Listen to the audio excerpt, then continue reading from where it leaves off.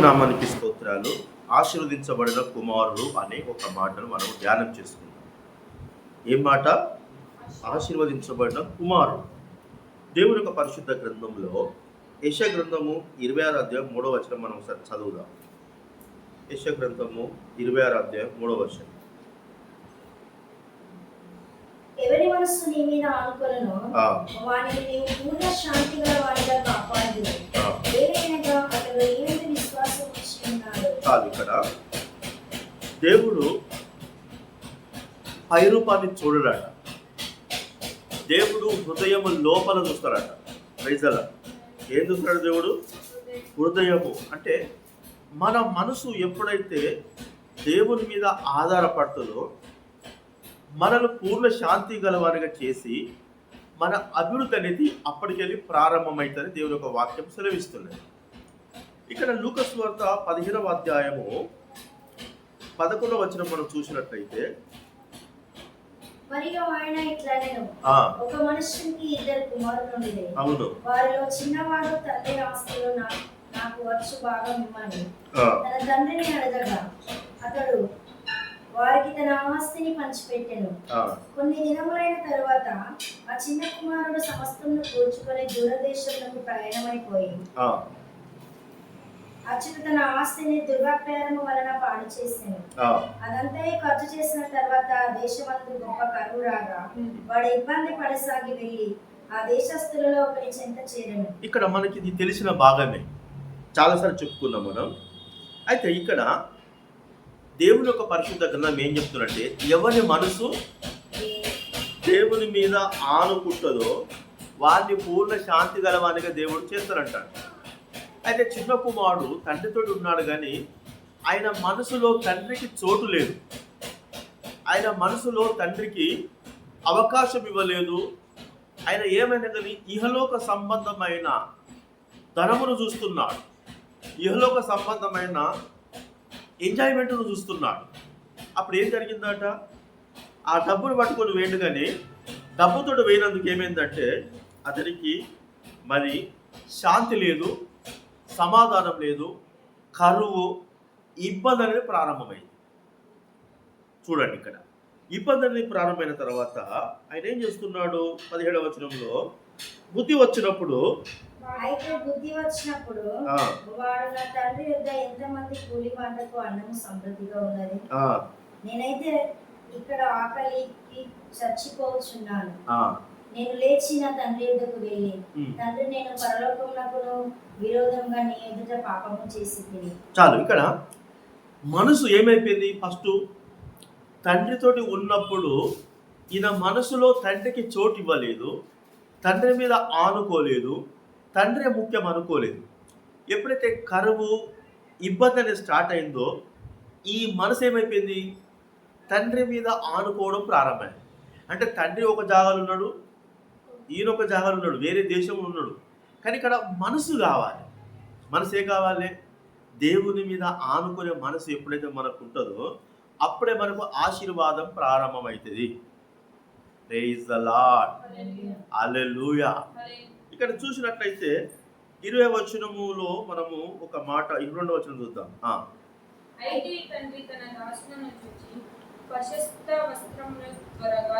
చాలమ్మా, 21 చూద్దాము. ఒకటి, అప్పుడు ఆ కుమారుడు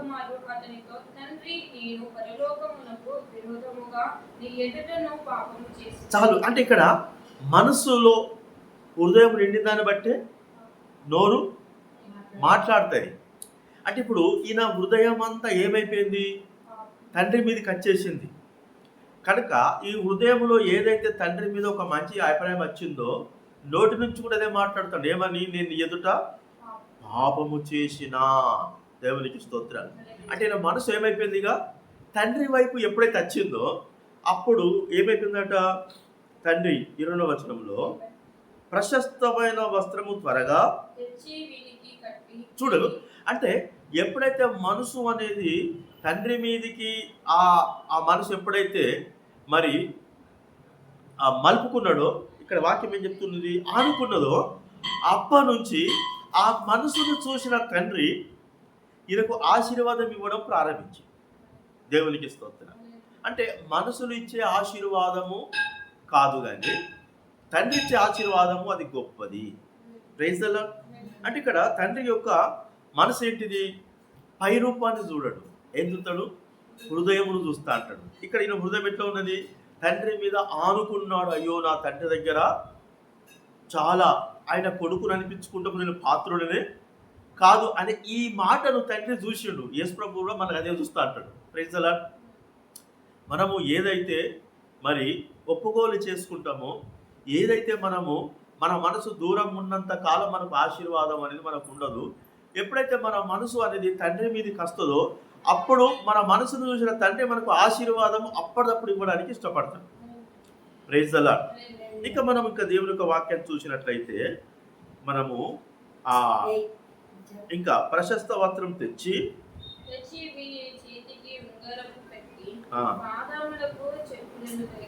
చూడండి, ఈయనకి బట్టలు అవసరం అన్న సంగతి ఎవరు తెలుసు? కన్న తండ్రికి తెలుసు. ఉంగరము కూడా కావాలని సంగతి తెలుసు. చెప్పులు కూడా కావాలని తెలుసు. దేవునికి స్తోత్రాలు. అంటే మనకు ఆశీర్వాదం అనేది ఎక్కడ ఉన్నది? మన మనసును దేవుని వైపుగా మలుపుకున్నప్పుడే మనకు ఆశీర్వాదము ప్రారంభమవుతుంది. Praise the lord. ఎన్ని రోజులు పట్టిందంటే ఎన్ని రోజులు పట్టలేదు. మనసును మార్చుకొని ఎప్పుడైతే దేవుని వైపు వచ్చిండో అప్పుడే ఆశీర్వాదం అనేది ఆ మనసును చూసిన తండ్రి అతని ఆశీర్వదించిండు. కనుక మన దేవుడు కూడా మన మనసును చూసి మనల్ని దీవించడానికి, మనల్ని ఆశీర్వదించడానికి దేవుడు ఎప్పుడు కూడా సిద్ధంగా ఉన్నాడు, ఎప్పుడు కూడా ఇష్టపడతాడు. ఈ తండ్రి ఏం చేస్తున్నాడట? తన కుమారుడు తిరిగి ఎప్పుడు వస్తాడు అని చెప్పేసి మిద్దె మీద నిలబడి చూస్తాడట. కుమారుడు వచ్చే సంగతి తండ్రి చూసి ఏం చేసిండట?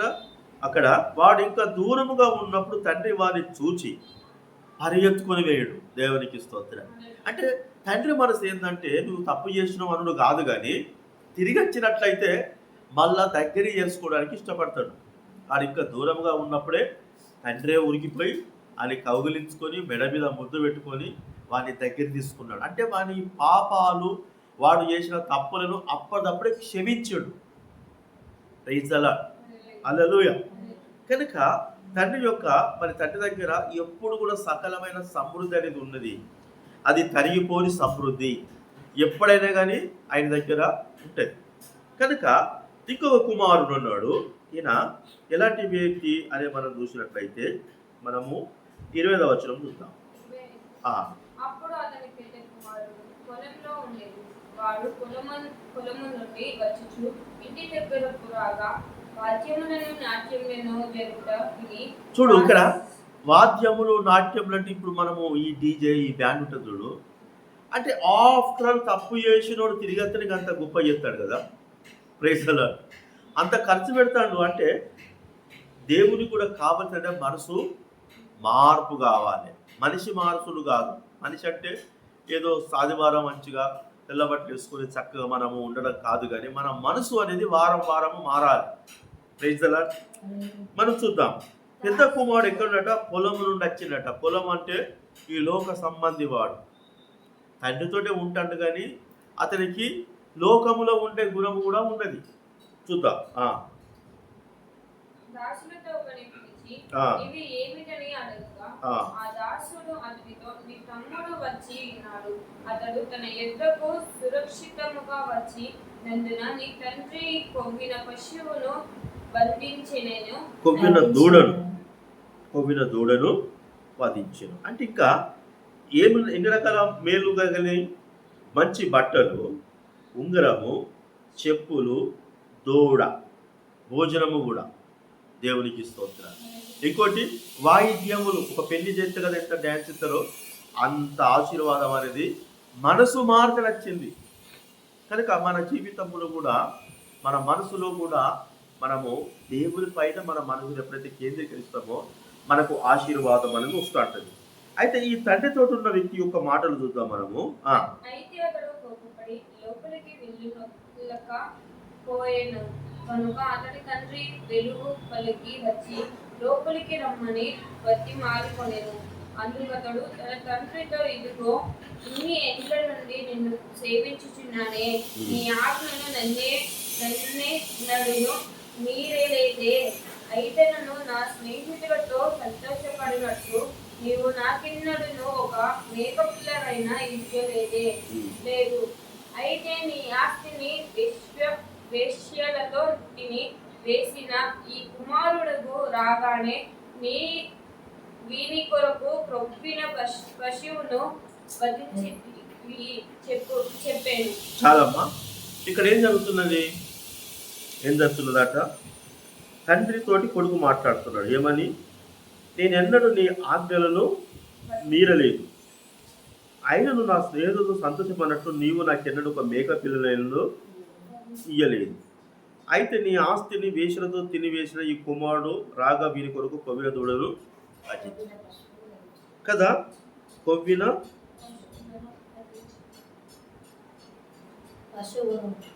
ఇక్కడ కొవ్విన దూడలు ఉన్నది. మరి ఇక్కడ దూడ ఉన్నది, ఇక్కడ ఉంది. కొవ్విన ఇక్కడ ఉంది.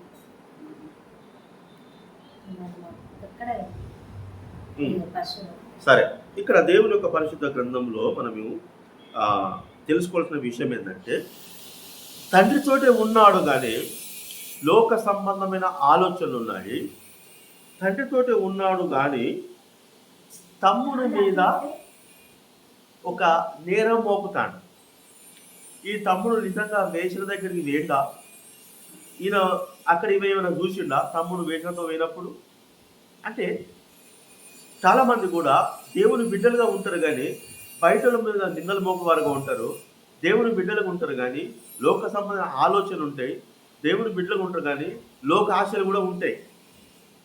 ఇక్కడికి తండ్రినే అనుభవిస్తున్నాడు, ఇక తండ్రిని మేకియవా అని అంటాడు. ఇందులో ఇప్పుడు అనుభవించిన ఆస్తి ఎవరిది?